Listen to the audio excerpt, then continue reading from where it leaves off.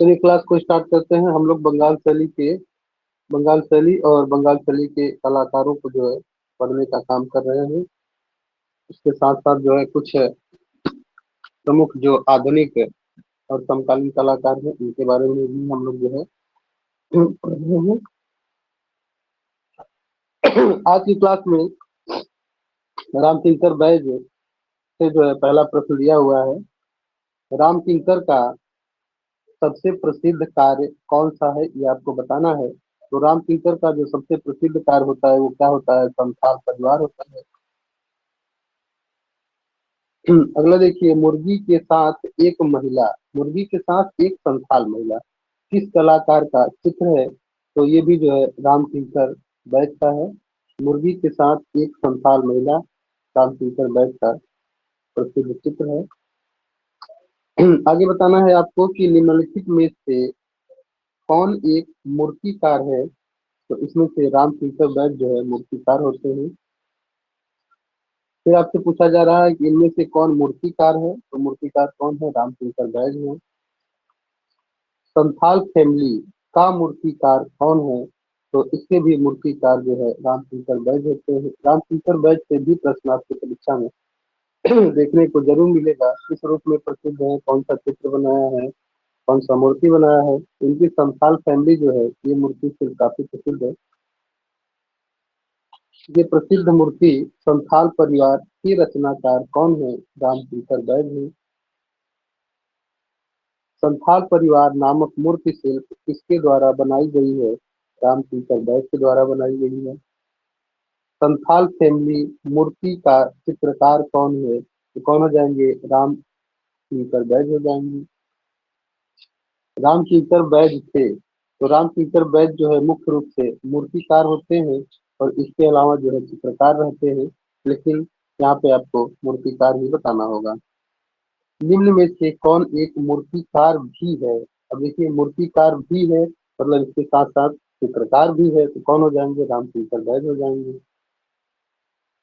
रामकिंकर बैज द्वारा निर्मित शीर्षक है संथाल परिवार की मूर्ति में निम्न में से किस जानवर को दिखाया गया है? तो जो संथाल परिवार मूर्ति है इसमें जानवर में के रूप में कुत्ता को दिखाया गया है। मूर्ति शिल्प संथाल परिवार में कितनी मानव आकृतियां दर्शाई गई हैं? तो इसमें जो है कुल 4 मानव आकृतियों को बनाया गया है। किसमें? संथाल परिवार में। किसके द्वारा बनाई गई है? रामकिंकर बैज के द्वारा बनाई गई है। भारतीय रिजर्व बैंक नई दिल्ली स्थित यह छड़ी स्थापत्य किसके द्वारा निर्मित की गई है? तो आपको बताना है कि जो यह छड़ी है जो भारतीय रिजर्व बैंक नई दिल्ली में स्थित है किसने बनाया है? तो रामकिंकर बैज ने बनाया है। तो देखिए, वे कौन थे भारतीय मूर्तिकार जिन्होंने अपने मूर्ति शिल्प में, इसको थोड़ा हटा दीजिए, मूर्ति शिल्प में जनजाति जीवन को दर्शित किया है? तो कौन हो जाएंगे? रामकिंकर बैज। रामकिंकर बैज ने जो संथाल महिला, संथाल परिवार नामक कृतियों का निर्माण किया है, तो यही संथाल क्या है? जनजाति है। इन्हीं को बनाने का काम किया है जिसने? रामकिंकर बैज ने। अगला देखते हैं, निम्नलिखित में से रामकिंकर बैज द्वारा निर्मित शिल्प है संथाल परिवार का माध्यम क्या है? तो संथाल परिवार का जो माध्यम है ये क्या होता है? कंक्रीट होता है। ठीक है, कंक्रीट से बनाया गया है। सीमेंट, प्लास्टर, कंक्रीट, ये सभी इनके जो है माध्यम रहते हैं। रामकिंकर बैज ने किसमें मूर्ति शिल्प नहीं बनाया है? तो इन्होंने देखिए कंक्रीट में बनाया है, पत्थर में बनाया है, मिट्टी में बनाया है, फाइबर ग्लास में इन्होंने मूर्ति शिल्पों का निर्माण नहीं किया है। तो यहाँ पे नहीं को आप ध्यान रखेंगे। जब भी आप जो है क्वेश्चन पढ़ेंगे, चाहे आप प्रैक्टिस कर रहे हो, चाहे आप टेस्ट दे रहे हो, चाहे आप एग्जामिनेशन हॉल में एग्जाम दे रहे हो, प्रश्न को आप शुरू से लेकर लास्ट तक पूरा पढ़ेंगे और कम से कम 2 बार पढ़ेंगे। फिर जो है आप प्रश्न को समझ पाएंगे और सभी ऑप्शन को पढ़ने के बाद आप सही उत्तर तक पहुंच सकते हैं। टैगोर का व्यक्ति चित्र, टैगोर का व्यक्ति चित्र ये किसकी कृति है? ये आपको बताना है। तो ये भी किसने बनाया है? रामकिंकर बैज जी ने बनाया है। ये पीजीटी 2004 का क्वेश्चन है। निम्नलिखित में से किसके द्वारा कांस्य मूर्तियां भी निर्मित की गई है? अब यहाँ पे कांस्य मूर्तियों की बात की जा रही है, तो ये किसके द्वारा होती है? सोमनाथ फोर्ट के द्वारा होती है। थोड़ा मैं जल्दी जल्दी आपको करवाने का काम कर रहा हूँ, मतलब केवल प्रश्न और इसका जो है राइट आंसर ऑप्शन पे बात करेंगे तो थोड़ी क्लास लंबी हो जाएगी और बहुत ढेर सारे प्रश्नों को आपके बीच में जो है पहुंचाना है। तो इसलिए बाकी जो है जिस प्रश्न का जो राइट आंसर होगा इसके बारे में हम बात कर लेंगे। अब इसमें देखिए, राम कुमार हो गए, रघुनाथ नाथ टैगोर हो गए, शांति दवे हो गए, ये सभी कौन है? चित्रकार हैं। जबकि सोमनाथ फोर्ट जो है प्रिंट मेकर के साथ साथ मूर्तिकार भी है। तो यहाँ पे कांस्य मूर्तियों की बात की जा रही है, तो किसने बनाया है? सोमनाथ फोर्ट ने बनाया है। जख्म, जख्म नामक शीर्षक से कृति या रचना जो है किसने किया है? इसके रचनाकार आपको बताने हैं, तो कौन हो जाएंगे? सोमनाथ फोर्ट। सोमनाथ फोर्ट संबंधित थे, किससे संबंधित थे? प्रिंट मेकर से। सोमनाथ और संबंधित हैं, किससे हैं? प्रिंट मेकर से संबंधित है। निम्न में से कौन प्रिंट मेकर है? तो सीधे सीधे आप समझ सकते हैं कि सोमनाथ है। सोमनाथ फोर्ट द्वारा निर्मित छाप चित्र का शीर्षक है बच्चे। क्या है? बच्चे। इसका तकनीक पूछ रहा है, का तकनीक क्या है? एचिंग में एक्वाटिंट इन्होंने बनाया है। एचिंग एवं एक्वाटिंट में इन्होंने बच्चे नामक शीर्षक से कृति बनाई है, किसने? सोमनाथ फोर्ट ने। बीसी सान्याल थे। बीसी सान्याल कौन थे? तो बीसी सान्याल जो है चित्रकार रहते हैं। भावेश चंद्र सान्याल इनका पूरा नाम होता है। दिल्ली शिल्पी चक्र के प्रमुख संस्थापक कौन थे? तो बीसी सान्याल थे। निम्न कथन किनका है, ये आपको बताना है। मुझे केवल एक बात कहनी है और वह यह है कि हमेशा अपने सिद्धांत का उपदेश ही देते रहने की चेष्टा न करो, बल्कि करो वह कि प्रेम से अपने आप को ही दे डालो। ये किसका कथन है? तो ये रविंद्रनाथ ठाकुर का कथन है, रविंद्रनाथ टैगोर का कथन है। रविंद्रनाथ टैगोर की पहचान किस रूप में नहीं है? ठीक है। इस प्रश्न को जल्दीबाजी में अगर आप पढ़ते हैं तो इसका उत्तर गलत हो जाए, क्योंकि लास्ट में नहीं लिखा हुआ है।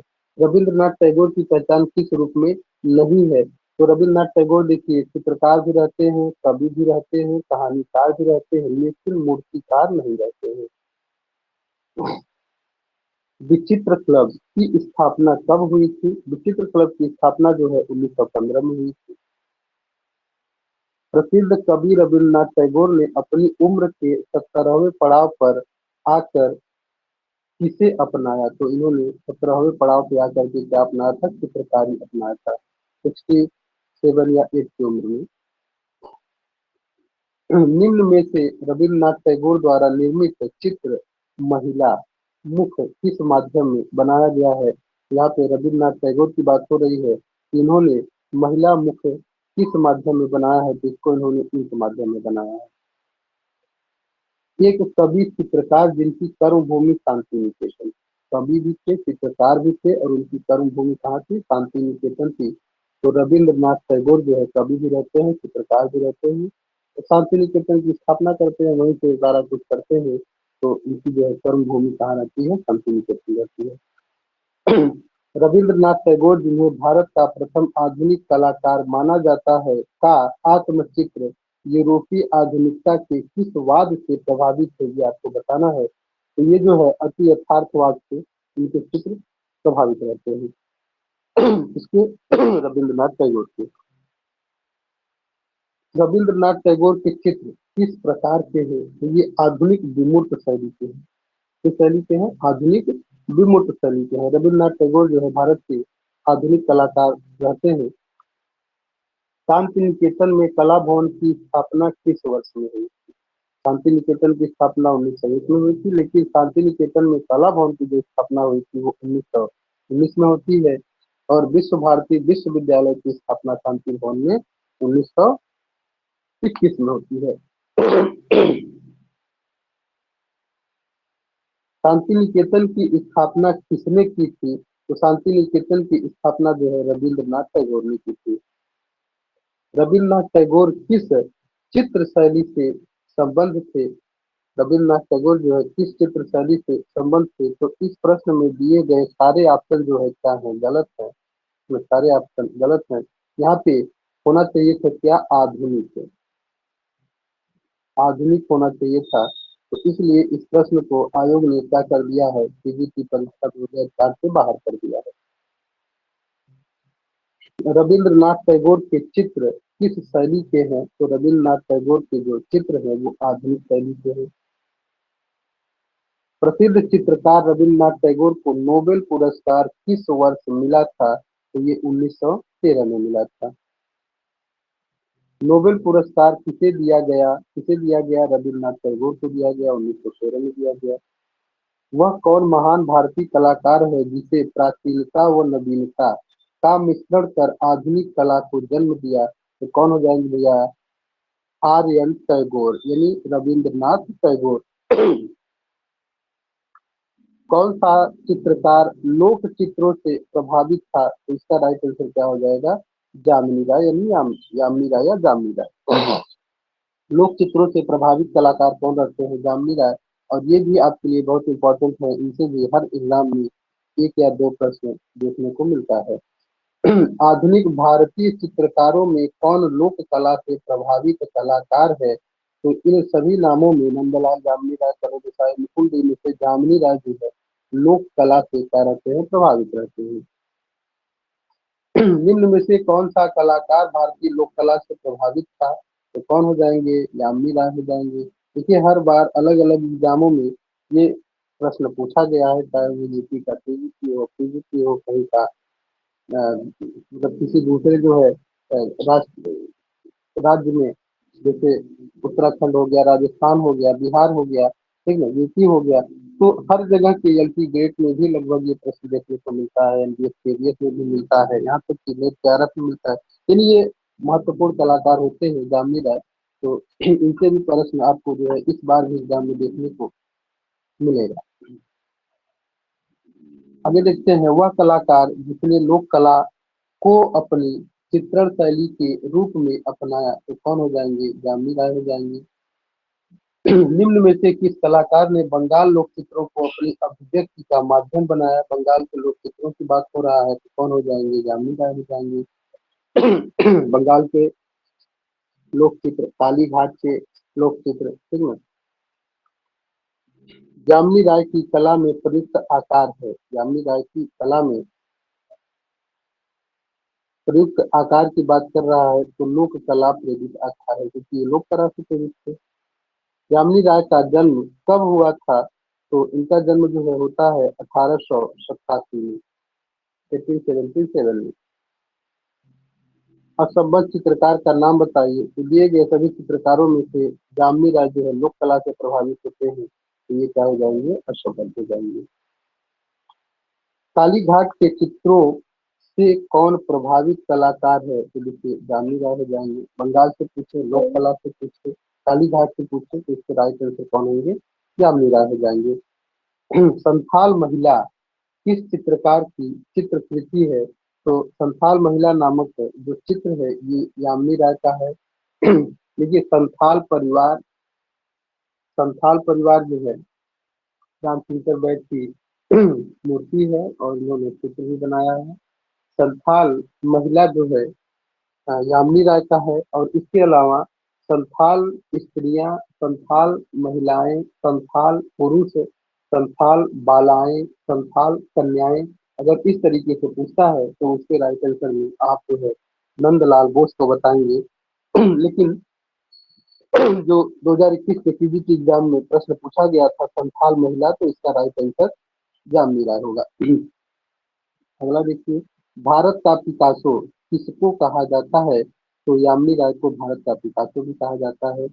काली घाट के चित्र किस चित्रकार की प्रेरणा बने? तो किससे बने? जामिनी राय से। जामिनी राय या यामिनी राय एक ही व्यक्ति है। चित्रों में चटक रंगों का प्रयोग किसने किया है? जामिनी राय किया है। जामिनी राय ने किस शैली से प्रेरणा ली है? तो काली घाट के पट चित्र शैली से इन्होंने क्या किया है? प्रेरणा लिया है। आधुनिक चित्रकार जामिनी राय की चित्रकला कौन सी चित्र विधा से प्रेरित है?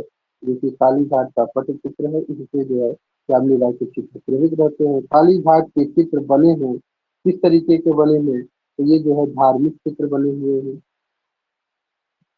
जामिनी राय की पेंटिंग किस माध्यम में बनी है? तो इनकी जो पेंटिंग अधिकांश जो है टेम्परा माध्यम में बनी है, और इसके अलावा इन्होंने कुछ टेम्परा टेम्परा के अलावा तैल में भी बनाए हैं। यामिनी राय की तीन पुजारिन चित्र जो है किस माध्यम में बना है? तो ये देखिए टेम्परा माध्यम में बना है। बंगाल लोक कला से प्रेरित यामिनी राय का चित्र तीन पुजारिन किस माध्यम में जो है चित्रित किया गया? ये पीजीटी 2021 का क्वेश्चन है। टेम्परा माध्यम में किया गया है। यामिनी राय का प्रसिद्ध कृति है माँ एवं शिशु चित्र जो है किस माध्यम में जो है बना है? ये आपको बताना है। तो ये जो है इनका कैनवास पर तैल रंग में बना है। कैनवास पर तैल रंग में बना है। ये 2013 पीजीटी में पूछा गया है। माँ एवं शिशु को आप कंफ्यूज नहीं होइएगा टेम्परा और तैल में। तो देखिए माँ जो है बच्चों की मालिश किससे करती है? तेल से करती है, तो यहाँ पे तेल याद रख लीजिएगा, इस तरीके से याद रहेगा। पटुआ चित्र कहाँ से संबंधित है? तो पटुआ चित्र जो है काली घाट से संबंधित रहते हैं। बंगाल की लोक कला बंगाल की लोक कला जी.एन. टैगोर यानी गगनेंद्र नाथ टैगोर की चित्रकला में कैसी दिखाई देती है? तो गगनेंद्र नाथ टैगोर की जो चित्रकला होती है वो धनवादी दिखाई देती है। यहाँ पे देखिए जी.एन. टैगोर लिखा है, गगनेंद्र नाथ टैगोर। स्टेला क्रैमरिस ने किस कलाकार को भारतीय धनवादी चित्रकार कहा है? तो स्टेला क्रैमरिस ने गगनेंद्र नाथ टैगोर को क्या कहा है? भारतीय धनवादी चित्रकार कहा है। कि स्टेला क्रैमरिस ने किस चित्रकार को भारतीय धनवादी चित्रकार कहा है? तो ये भी जो है गगनेंद्र नाथ टैगोर हो जाएंगे। ये देखिए राजस्थान पब्लिक सर्विस कमीशन प्रवक्ता में पूछा गया 2013 का क्वेश्चन है। और एक चीज आप और ध्यान रखेंगे, ये प्रथम भारतीय धनवादी कलाकार भी होते हैं रविन्द्र नाथ टैगोर। कौन से चित्रकार को भारतीय धनवादी चित्रकार कहा गया? जो कि बार बार इसी प्रश्न को पूछा गया है आरपीएससी में। रविन्द्र नाथ टैगोर, इसके उत्तर आप बताएंगे।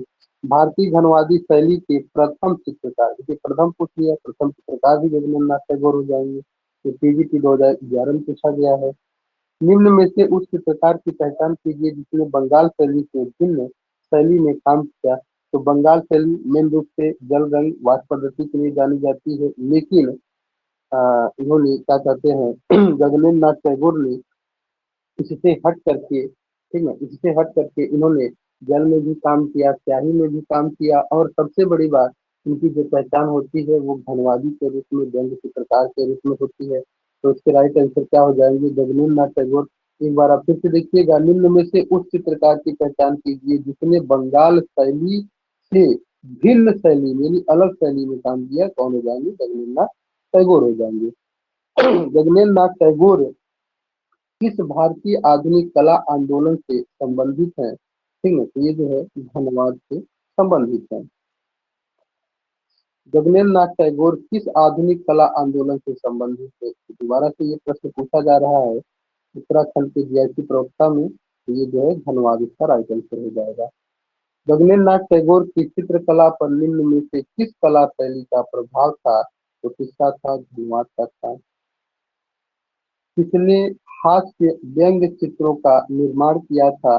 जो धनवादी चित्र होते हैं वो हास्य व्यंग्य चित्र होते हैं। उनमें रेखाओं में कठोरता होती है, लयात्मकता नहीं होती है, तो वो व्यंग्य रूप से प्रदर्शित होते हैं। तो किसने किया था? गगनेंद्र नाथ टैगोर ने किया था। तो आज के लिए इतना ही। दूसरी क्लास में इसके आगे का हम आपको जो है प्रश्न बताने समझाने का काम करते हैं। तब तक आप लोग अपनी जो है तैयारी को आगे बढ़ाते रहिए। जहाँ पे कोई कंफ्यूजन डाउट हो तो ग्रुप में आप जो है शेयर कर दीजिएगा। फिर मिलते हैं अगली वीडियो में। धन्यवाद।